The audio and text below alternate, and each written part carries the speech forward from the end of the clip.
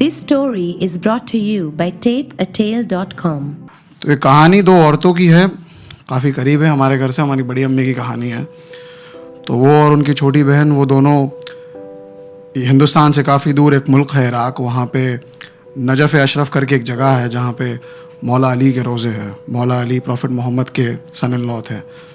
तो वहाँ वो गए थे दोनों, उनका कुछ 5 दिन का टूर था।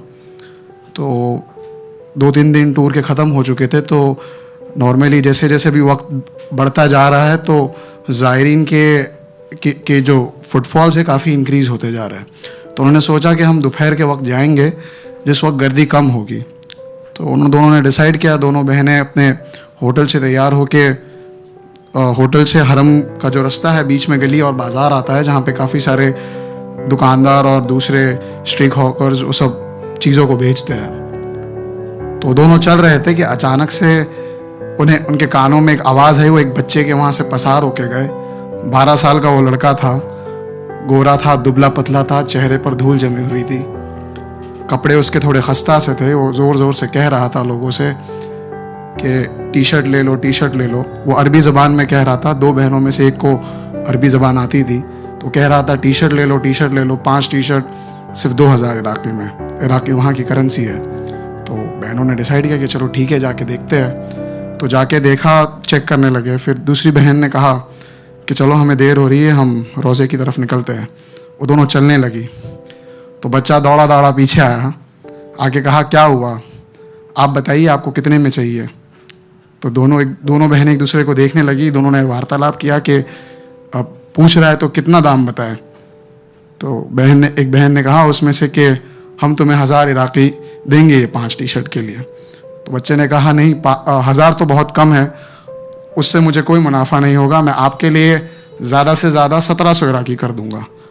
दोनों बहनों ने गुफ्तगू की। फिर उसमें से एक ने कहा कि इतना बुरा भी नहीं है, कपड़ा अच्छा है, चलो ले लेते हैं।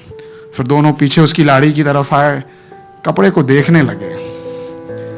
देख लिया, सिलेक्ट कर लिया। उसके बाद पैसे देने की बारी आई। तो पैसे दिए उस लड़के को। पैसे दिए तो लड़के के चेहरे पे एक रौनक सी आ गई, मानो वो धूल मिट्टी जो मुफलसी सज रही थी वो कहीं गुम सी हो गई। दोनों में से एक ने पूछा कि क्या बात है, बहुत खुश हो लगता है, दिन की बिस्मिल्लाह अभी हुई है तुम्हारी। वो दोनों एक व्यापार वाले परिवार से आती थी। उन्हें पता था कि मैं खुद मेरा अब्बा है, उनकी एक छोटी सी दुकान है। तो मुझे पता है जब दिन की जो पहली बोनी होती है उसका एहसास क्या होता है, उसकी अजमत क्या होती है। बहुत सी बार ऐसे भी दिन आते हैं जब कोई व्यापार नहीं होता है, तो तंगी भी पता है। तो बच्चे ने कहा कि नहीं मैम, दिन की पहली बोनी नहीं हुई है, हफ्ते की पहली बोनी हुई है। ये सुनकर दोनों को एक थोड़ा ठहराव सा लगा कि ठीक है। फिर उनमें से एक ने पूछा कि तुम्हारे घर में कौन कौन है। तो उसने कहा मैं हूँ, अम्मी है और एक छोटी बहन है। मैं काम करता हूँ और पैसे जो आते हैं उससे छोटी बहन को फिर स्कूल भेजता हूँ। तो बहनों में से एक बहन ने कहा कि तुम्हारे अब्बा, तुम्हारे वालिद नहीं हैं। तो बच्चे ने कहा कि बहुत दिन पहले यहाँ से दूर हमारे गांव में कुछ लोग आए थे, लंबे से थे, काले कलर का कपड़ा पहन के आए और बाबा को यहाँ पर माथे पर गोली मार दी। सुनते हो जब बाप को कुछ लगी है तो कलेजा फट जाता है, वो गिरता भी है तो कलेजा फट जाता है। उस बच्चे का आलम तो देखो, जिसने अपने 12 साल का बच्चा जो अपनी माँ का हाथ पकड़ के, बहन का हाथ पकड़ के देख रहा है, कोई आता है और उसके माथे पर यहाँ गोली मार देता है। वो सुनकर दोनों का कलेजा ढह गया। एक बहन ने कहा आप रुकिए, मैं आती हूँ। वो दौड़कर होटल में गई। कमरे में उनके पास काफ़ी सारे स्नैक्स और फ्रूट्स थे जो उनके पास थे, तो वो पूरा झोलना भर के लेके आ गई। वो लेके आए और उसने उस बच्चे को दे दिया। अब हमें जब मिलता है तो हम खुश होते हैं, हम बोलते हैं क्या क्या है खाने में देखेंगे, मगर एक जिसे खाने की अजमत सही पता होती है वो देखकर पहला जुमला ये कहता है कि ये तो मेरे 1 हफ्ते का खाना हो गया। माँ आज बहुत खुश होगी। ये सुनकर दोनों को बड़ी खुशी हुई। हमारे धर्मगुरु सैयदना मुफद्दल सैफुद्दीन कहते हैं कि दुआ से बड़ी कोई दौलत नहीं है दुनिया में, दुआ से बड़ी कोई दौलत नहीं है। और एक जब निवाला उतरता है हलक से और पेट में जाता है तो दुआ यहाँ से निकलती है।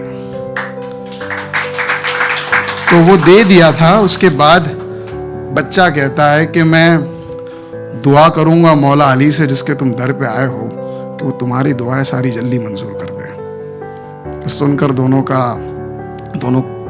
बहुत शौक हो जाते हैं और दोनों चलने लगते हैं।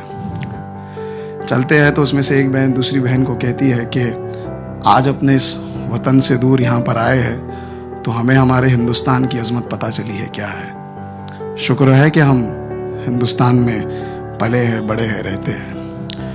मैं जानता हूँ कि पिछले महीनों से या कुछ सालों से काफ़ी मसाइल हुए हैं जिसके कारण हम सबके ख्याल थोड़े बदल चुके हैं। मगर मुझे उस शख्स का नाम तो याद नहीं, कोई अंग्रेज़ी के बहुत बड़े ऑथर है, वो कहते हैं कि beauty lies in the I of beholder. अगर आप ही आपके वतन में खूबसूरती नहीं देख सकते तो कोई दूसरा क्या देखेगा।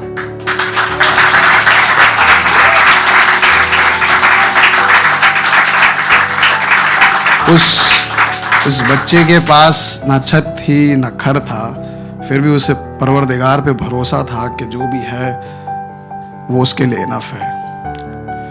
मैंने जब ये कहानी सुनी, मुझे सुनाई गई थी, छोटा सा वाक्या मुझे बताया गया था, मुझे फ़ख्र महसूस हुआ कि मैं हिंदुस्तान में जन्मा हूँ। और मुझे उम्मीद है कि आज आपको भी फ़ख्र महसूस होगा कि आप हिंदुस्तान में जन्मे हो। Thank you.